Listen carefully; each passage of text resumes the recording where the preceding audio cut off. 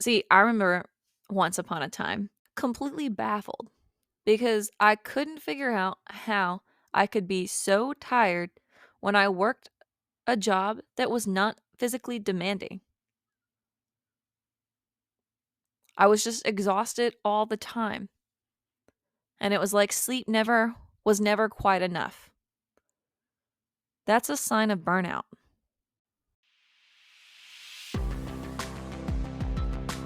Hi there, friend, and welcome to the Design Your Happiness podcast, where we work to live, not live to work, and the financial gains and well earned free time of the lives and careers or business we've designed have taken the place of those late work nights, stressful, all too short weekends, and feelings of just getting by. I'm Rebecca Hayes, a corporate girl who recently decided to branch into entrepreneurship because what I really enjoy is helping others define their own path. And for me, that comes at the intersection of the life you want, the career or business you enjoy, and the money to make it possible.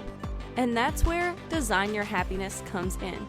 So let's work together to reclaim your finances, reimagine your life and career or business, and redesign your happiness so you have the confidence, energy, and concrete strategies to build the life of your dreams.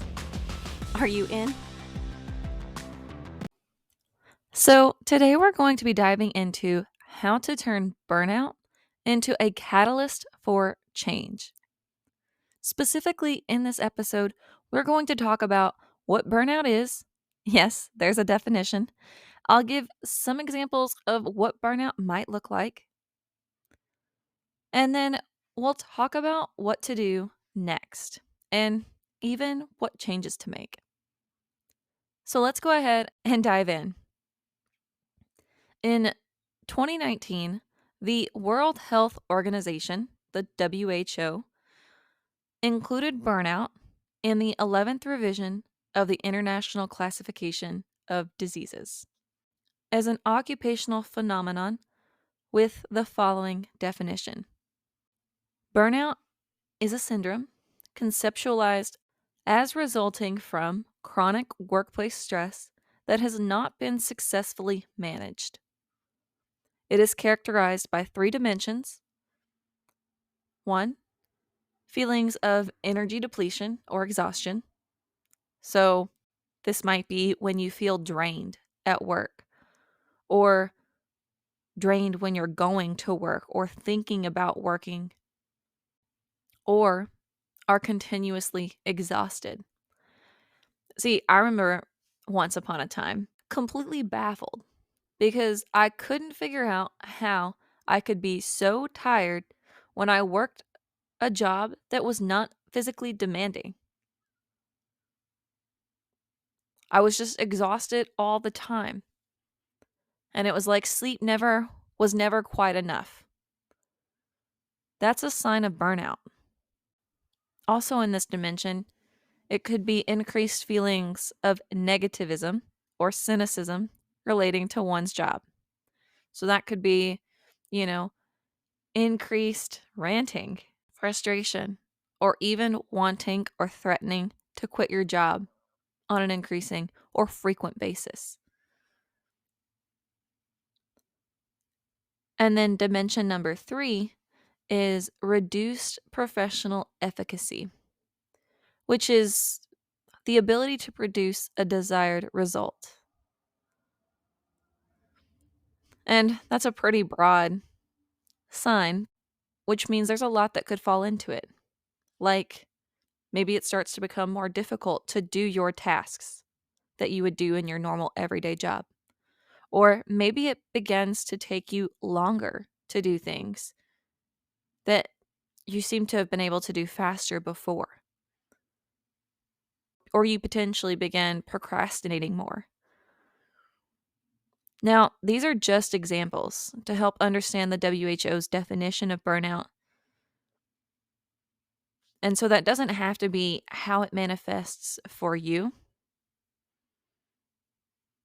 because the biggest key to understand if you are experiencing burnout is what's underlying or causing these symptoms.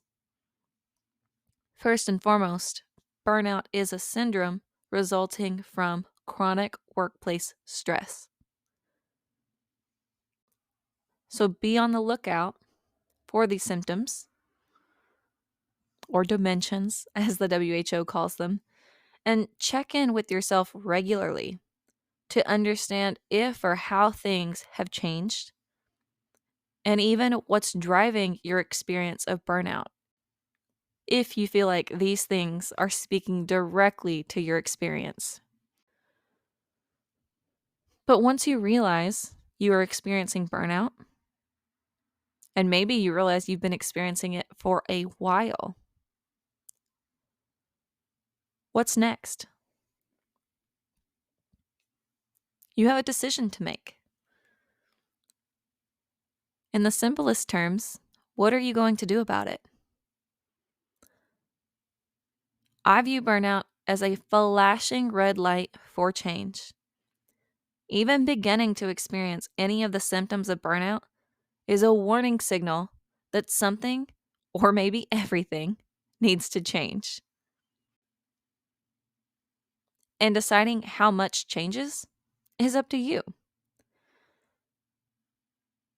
A good place to start is by understanding what's causing your symptoms of burnout. Think about what's really causing your stress in the workplace. Does it come from the work itself? Is there a specific aspect of work that's causing an outsized amount of stress?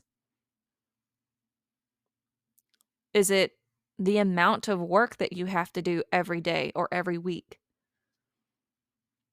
Digging into what the root cause or causes, if there's more than one thing that's leading to your burnout, is a valuable piece of information. Another question to ask yourself is, how pervasive is the stress or burnout? Do the causes expand into and stem from every aspect of the job? To ask that another way, are there any times you genuinely enjoy your work or any part of your work? Understanding if your burnout or the causes permeate into every aspect of your job is also a key piece of information to understand before we start making any changes that may or may not address what's really going on. But once you have both of those pieces of information, you can use them to figure out what to do next. See, knowing those things helps you answer the question, do I need a whole new job? Or can I make some changes in my current job and get results? And for the record, when I say a whole new job, that could be changing positions at your current company, moving to a different job or company in the industry you're already working in, changing careers and doing something completely new, or even looking at starting your own business. There are options for you depending on your own circumstances and the changes you want to make. And burnout can absolutely be the catalyst that drives that change. Once we realize it's there, it's really hard to keep ignoring it. And given it stems from chronic workplace stress, we really need to pay attention. So, if you're experiencing any of the symptoms of burnout, take a step back and ask yourself, what about your work is causing them? And how pervasive is that cause throughout all of your work? Once you have those answers, use them as guideposts as you decide what changes to make so you can move away from burnout. I've done this in my own career, making changes to my day-to-day and the way I work, and even changing jobs when it became necessary. Only you know what you need and what will genuinely make a difference in the reasons you are experiencing burnout. So it's important to first be honest with yourself and then be willing to make that change and see it through. You don't have to explain yourself or your decisions to anyone else. And I'm wishing you luck as you navigate your own circumstances of burnout. As always, I'm leaving my email below, so feel free to reach out. And if you decide to leave your job, you should really check out my latest free guide that's all about what the do's and don'ts of leaving your job. I'm going to include the link below, so go ahead and grab yours. Until next time, keep designing your happiness.